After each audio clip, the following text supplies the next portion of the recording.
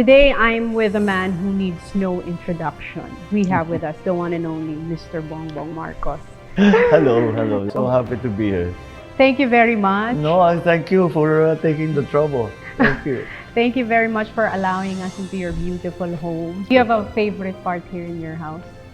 Well, you know, having grown up as a student, I got used to living in one room.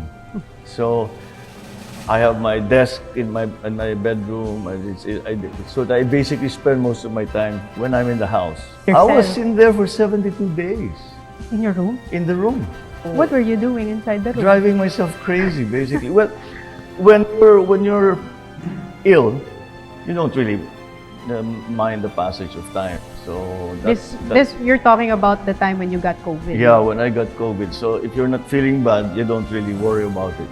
I knew I was better because I was getting very bored and just think, when can I get out of here? When can I get out of here?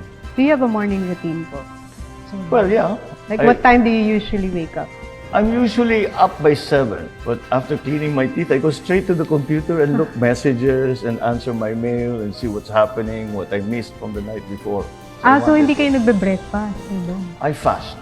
Is that the intermittent In the fasting? intermittent fasting. Yeah, it seems to work for me. Sometimes I forget that I fasted and haven't eaten, and I'll go and exercise. What's your exercise po? Gym. Because my schedule's so crazy, I can't do it like before. So that's what I do now.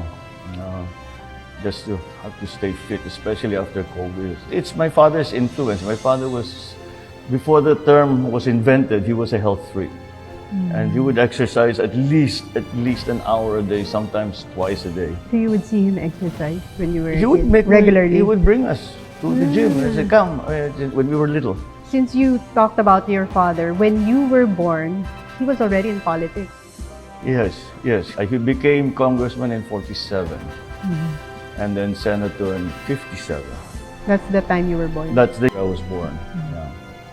Actually, I think he was always in politics, at least in his mind. When I became governor of Ilocos Norte, I got to talk, since I was spending all my time there, I got to talk to some of his friends and the people who were around him when he was still living in Ilocos. And they said, 16 years old pa lang yan, may kabinete na yan. Really? Talagang my father is one of those, I suppose, the most single-minded person I've ever known. If it had nothing to do with his work, he just wouldn't spend time on it. Saan po kayo pinanganak? San Juan? No, pinanganak ako dun. So we lived in our house, which is still there, until 1965, when he won the presidency and we moved na to the palace. He won his presidency in 1965. You were 7 years Yeah, old. because I remember my first birthday in the palace was my 8th birthday. What was that like? Oh, it's amazing because my dad brought me to school. He woke me up. He came into my room. I was changing, ready to go to school. And he said, come, it's your birthday, I'll bring you. So he brought me. And I cannot forget, and my classmates cannot forget, there were those two yung ice cream. Nagbebenta ng sorbetes, Magnolia, and then Selecta pa nun, hindi ba? Yes. So, dalawa sila. So my dad made it Pacquiao. He said, we paid them some money, and he said, lahat ng hihingi ng ice cream, libre at habong araw kasi birthday ng anak ko. So I was the most popular guy. Anong school po kayo pumapasok Lasal nun? Green Hills. In Ortigas, yeah. So at 8 years old, you already lived in the palace. What was that like, growing up in Malacanang, in the palace? Well, in the early days, masaya kasi ang daming... Ang daming rooms, ang laki. Ang daming pupuntahan, ang daming mong... You go down to the kitchen, you mess around with the cooks, and then you go to the CQ, you mess around with them, you play with them, you go to the park. So there's many places to go. Anong favorite place niyo nun sa Malacanang? I used to end up hanging out with the CQ all the time. I guess with the guys, you know. The palace was so interesting. But as the time went on, the private part of the palace became smaller and smaller, and the office part of the palace became bigger and bigger. There was at one time that I came out in my pajamas. And my father was approaching with a state visitor. So I said, okay, that's not happening again. You do not leave your room until you're Fully dressed. you're ready to see people. How was your relationship with your father? My nung dad? time na yun? Was he a disciplinarian? Was he strict? with Yeah, he you? was. His only thing was study hard. Yun lang talaga. Basta't work hard, study hard. That was his main thing. As long as you're studying hard, you're okay with him. You got a lot of his traits. Kasi nga, di ba, you grew up watching him sa stage, giving speeches. So, marami sa mannerisms niya. Even yung size niya, nakuha niya. Yeah, Yung ang waist. katawan namin is remarkably similar. From shoe size to waist, everything. That's why I was one of the lucky ones that when binibigyan siya ng regalo, I would raid his closet. My mannerisms, especially speaking, is very much my dad's. But syempre, from the time I was very small, we were already there in the back watching him make speeches.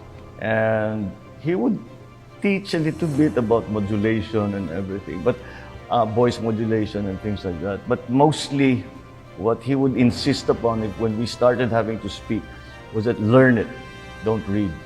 The thing that's also that everybody says, my voice, is that we have the same voice.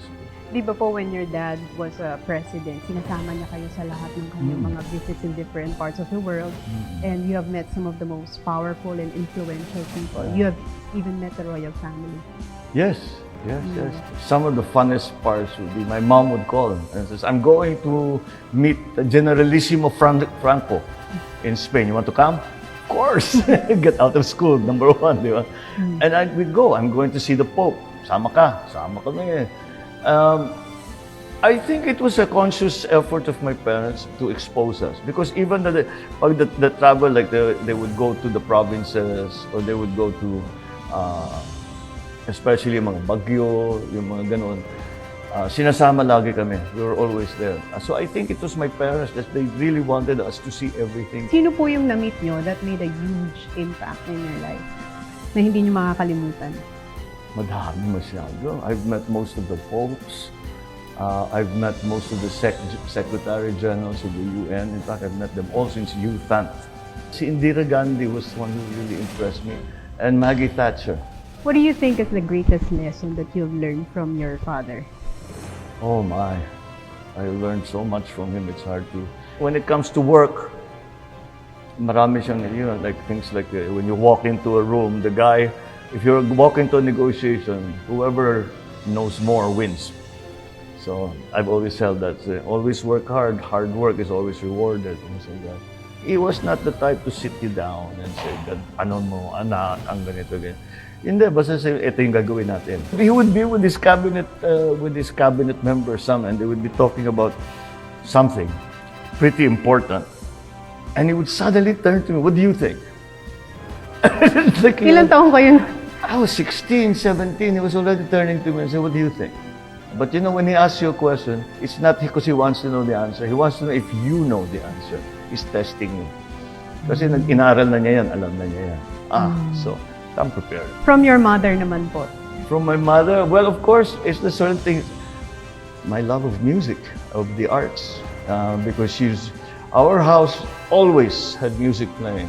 She was the one who used to take us to the theater, take us to museums. It really was her point of joy. Really was the arts. It wasn't normal. You didn't have there wasn't such a thing as a normal day. Every day was different. What formed the way I do things is how my father or my mother would react. It's having watched both of them handling the problems that they were confronted with on a daily basis. I think that's what really made my own personality when it came to such things. I would say that the many incidents that I watched them handle really taught me how to approach problems, how to take the challenges that inevitably come up. Speaking of yung handling life situations and problems when people were marching towards EDSA, How did your father handle that situation? My father called me And he said, we have intelligence that this is about, these people are moving, this is what they're going to do. I'm assigning you to work with the security to handle the defense of the palace. So that's from that day on, that's all I was doing. From that point, that Wednesday afternoon, naka-uniforme na ako eh. Because I just come out of the military also at the time. Kaya ako linagay, sabi niya, ikaw ang in charge sa defense ng palasyo. How was your father nung time po na yun? So he reverted back to his commander mode, wartime commander mode. Again, very calm, very measured. So nung nangyayari po yung rally sa EDSA, ano yung sinabi niya sa inyo? I remember saying, yung kalaban, sabi, ginigera na tayo. And he answered me. He said, I have spent my whole life defending Filipinos. I cannot hurt them now. That was it. Baba, put your guns down. Say, we're not shooting anyone.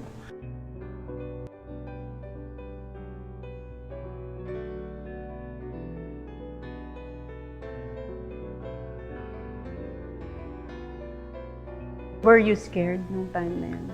No, I wasn't. I can't say as I was. Because militarily, we had an advantage. It's just he chose not to fight. And then they took us to Clark. When we got to Clark, dinisarmahan kami. Lilipad na kami sa Guam. Which is what happened. How was your father when you were in Guam? He was ill. He wasn't well. He wasn't sleeping. But again, he was still his old self. He was in that mode. He was in commander mode. Was there ever a time that he showed his vulnerability to you? He's a professional, so basta kung anong kailangan gawin natin. He didn't shirk away from any kind of challenge. Basta kung ano, hinaharap niya talaga. Basta the opposite of vulnerable. Solution-based. Oh, absolutely. Mission-oriented ang tawag sa military. Mission-oriented. How was your last moments with your father? Before he passed away? They called us. I was in San Francisco, and the doctors started calling, and actually my sister said, you better come back. So I rushed, took the first plane back to Hawaii, and that's it. And he had a kind of a seizure, his heart failed. And we were just watching him, trying to revive him. But, he didn't make it. And I remember I was hugging Irene, and we were looking, because we were asked to leave the room while the doctors attended to him.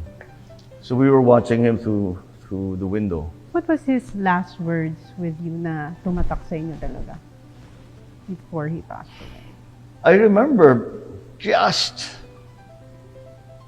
before he died, he opened his eyes and he just looked at me. And you're gonna make me cry. He just looked at me, and he closed his eyes again, and all the alarms went off. All the machines started beeping, and then all the nurses came in, all the doctors came in. We were hustled out of the room, and that was it. So there were no last words, but there was that last look. There was that last look that I will never forget. And God, look what you're doing to me. People will think I'm a crybaby. It meant the world, that last look. It's a very, very sad memory. And sad and happy at the same time, because at least meron siyang last na connection with me, with us. I could see he really looked, and he knew who I was, and he knew that perhaps he was going. Parang that look was a farewell. Parang ganun.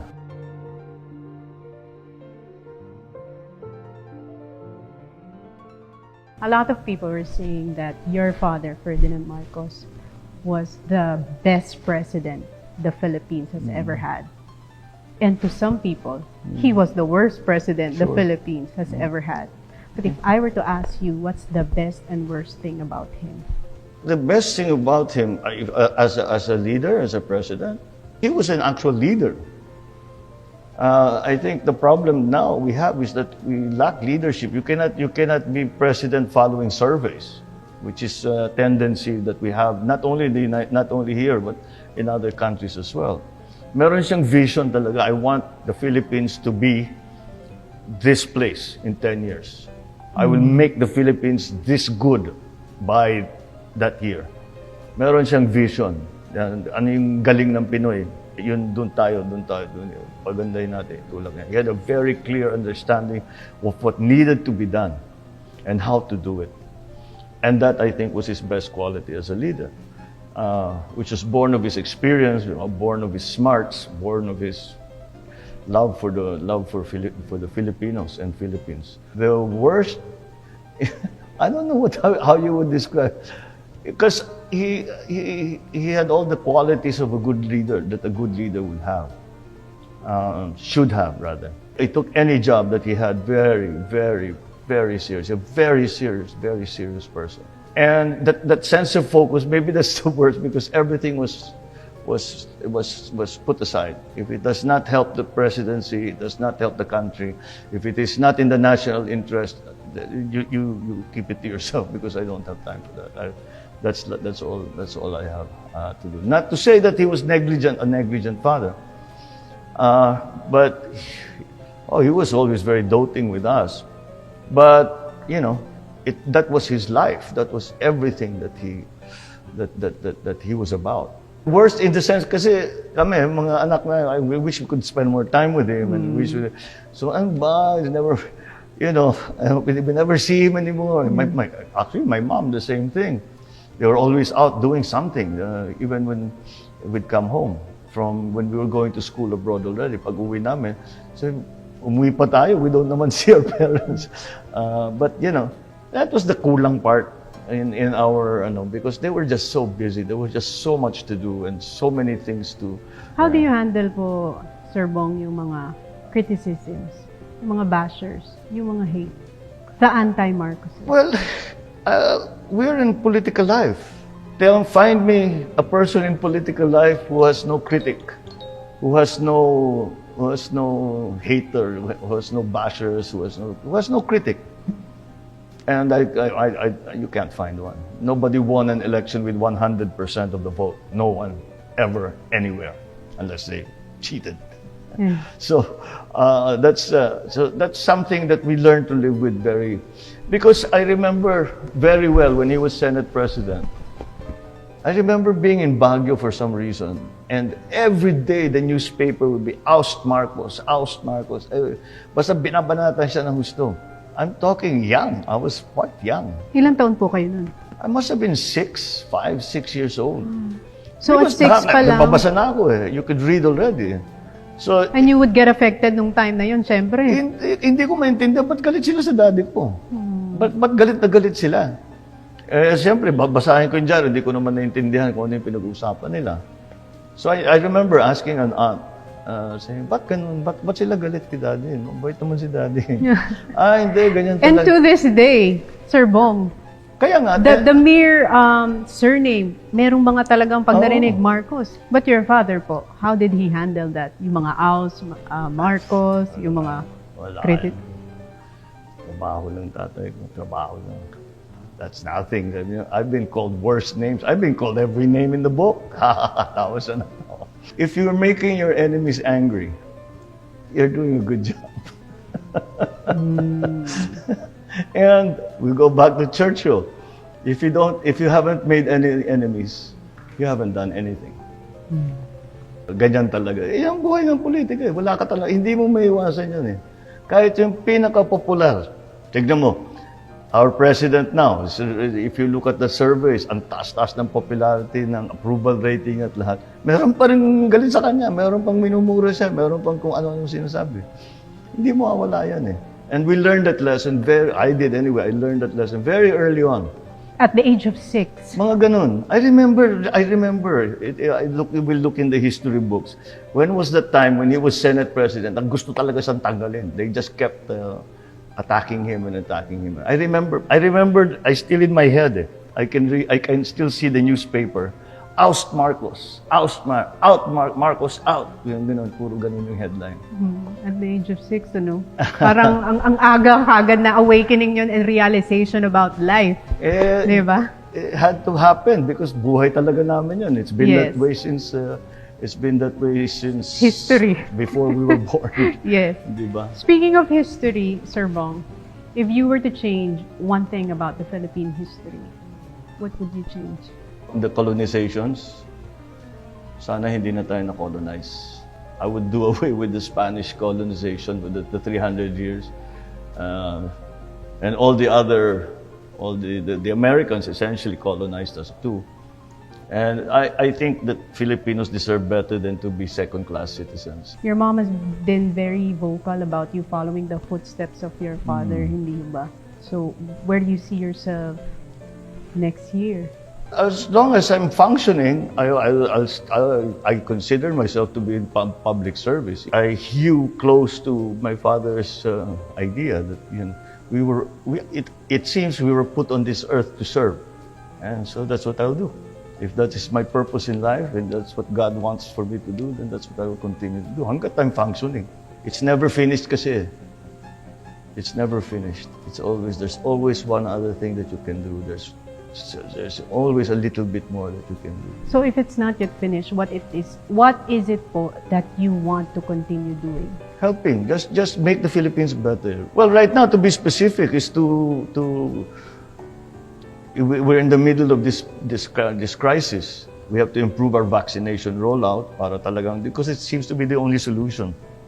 In the very beginning of the pandemic, I was trying to find a way that you could balance opening the economy and staying safe. With the vaccines coming, what really needs to be done now is to have a plan for the re-emerging Philippine economy.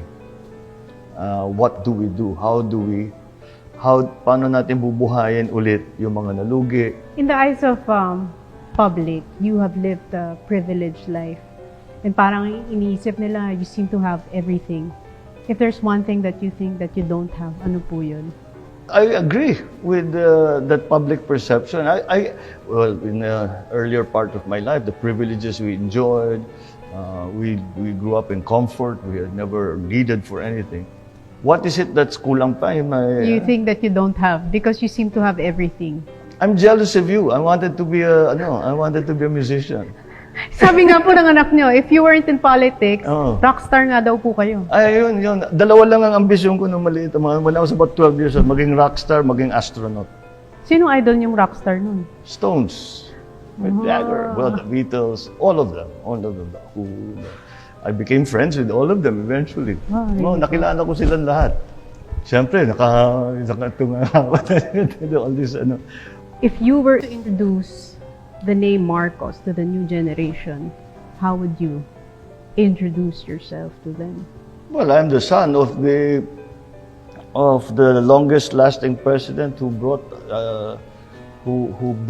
the Philippines into the modern world, really, and we became who brought to the Philippines a sense of nationhood. I've been asked many times, what's the most important part of your father's legacy? I'd say the most important part is that sense of nationhood. When we were proud to be Filipino, when we would go out abroad and say, Filipino kami. I think that was the first thing. And not a small part of that was OPM, was the original Pinoy music. Because it's the culture. You learn about, this is what it means to be a Pinoy. This is what it means to be Filipino. And that happened during his time. And if you ask me, despite all of the successes that he had, built all the roads, the schools, the educational system, the medical, that's all wonderful and something that we should continue to. It's that sense of nationhood. And we were united. We were united as one. We were all working in the same direction, And we've lost that a little bit. And that's what I would like to, that's how I would introduce myself. I would like to restore that. Nasa ugali naman ng Pilipino na matulungin eh. Nasa ugali natin yung bayanihan. Kailangan gisingin lang ulit eh. Kailangan magtulungan ulit tayo. Medyo nakikita natin during the pandemic, random acts of kindness. Bayanihan. And just tulungan. because Pinoys are just great. I mean, Pinoys are the best. They're the kindest, most gracious, most masipag, most resourceful. We never give up. You know? Pag masyado nang mahira, gagawa ng joke. Saan ko naman nakakita ng gano'n? Hirap na, nagpapatawa pa. Very resilient. Tough. We're tough. We're tough, not in that arrogant or aggressive way. We're tough in a very gentle Asian way, which is for me the most remarkable quality that Filipinos have. We're the best. Pinoys are the best. You can't bring them anywhere, ask them to do anything, basta ibakapan mo, basta you support them, they'll do good. You cannot put a Pinoy down. Yan. They won't stop. They won't stop. Especially for the family. So that's the best quality of a Pinoy. If I were to ask you naman po, what's your best quality? My best quality, it's against my nature too. But how are you po as a husband? How would you describe yourself Me? as a husband? As a parent, as a husband, I think I'm pretty typical. That I mean, you're just trying to do your best. You're always trying to do your best. Of course, you never succeed. You don't succeed every time, but that's it. That's all you can do. That's a good question. How do I describe myself as a husband? I'm now trying to compare myself with friends of mine. I think at this stage in our family's life, it's really to be close to the family, as close to the family as you can. So even if you're working for something much bigger than just your family, that still remains the focus of your life. I'm many of the time I could retire and just give up. What will my kids think? Di ba? Tinamad na yung tatay namin, ayaw na eh. Speaking of tired, what are you tired hearing about? Lies. I'm really tired of hearing lies that have already been disproven. Not necessarily about my family, about me. Some people have the idea that if you repeat a lie often enough, it becomes the truth. And so they keep repeating things. It's just tiresome. Pero yet, like I said, may pagkamanhid na rin ako. Kasi alam ko naman, ganyan naman talaga eh. Kung ayaw mong kini-criticize ka, don't go into public life. When people are spouting lies, I always tell myself, don't worry about it. You have the advantage. You know the truth. So I take refuge in that. And your truth is? And the truth is not what you're saying. It's entirely something else. Just think of the things that were being said in 86. February, March, April. All the things na sinasabi, nakadiscover kami ng ganito, ng ganyan. All of them have been proven as lies. Pero sige pa rin. Sige pa rin sila. Oh, sige, kung talagang yun ang gusto niyo sayangin niyo yung buhay niyo dyan, di sige, that's your business. Tama si Taylor Swift, haters gonna hate, right? That's what they are. That's what they do, is hate. So what do you focus on now po? Work. I guess that's where we're headed. Back to work. What else are you going to do? The best thing that you can do is to help other people. Is to help many other people, as many people as you can.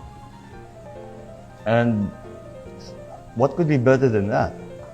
I can't think of anything that could be better than that.